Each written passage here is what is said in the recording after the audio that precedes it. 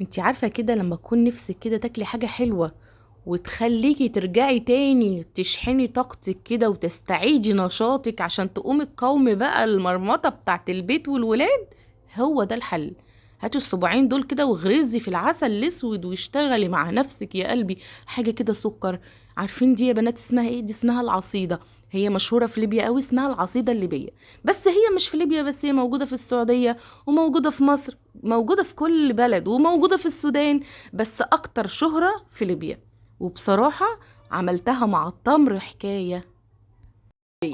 أول حاجة كوبايتين من المية المغلية ونزلت مكعب من الزبدة، حطيت عليهم رشة ملح ونزلت كوبايتين من الدقيق.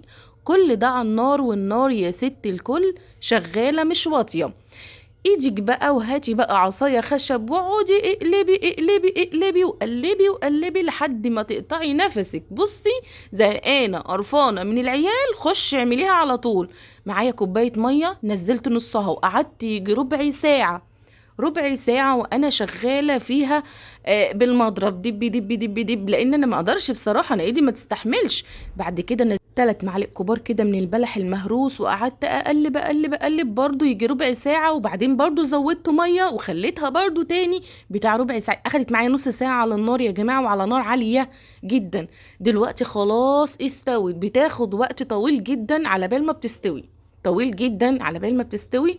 وطول ما هي على النار عايزة تقلبي فيها تقلبي فيها لحد ما تستوي معاكي. وكل ما تشرب المية تزودي لها مية، كل ما تشرب المية. يعني انا حطيت كده واخدة معايا 3 كوبايات من المية، كوبايتين في الاول والكوباية اللي احنا بقينا ننزلها بالتدريج كده لحد ما تشرب المية ونزودها شوية بشوية عشان تستوي. دي بقى يعني الطريقة اللي هي ايه، اصيله ومتاصله من الاخر. حطينا كده معلقه سمنه بقى بلدي كده ونزلت العصيده بتاعتي فيها. وحطيت بقى دلوقتي ايه، العسل.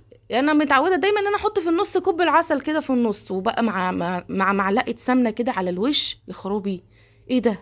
ايه يا جماعه؟ ده حاجه فعلا اقسم بالله في منتهى الجمال. حاجة كده تحفة والله العظيم، الولاد بيموتوا فيها.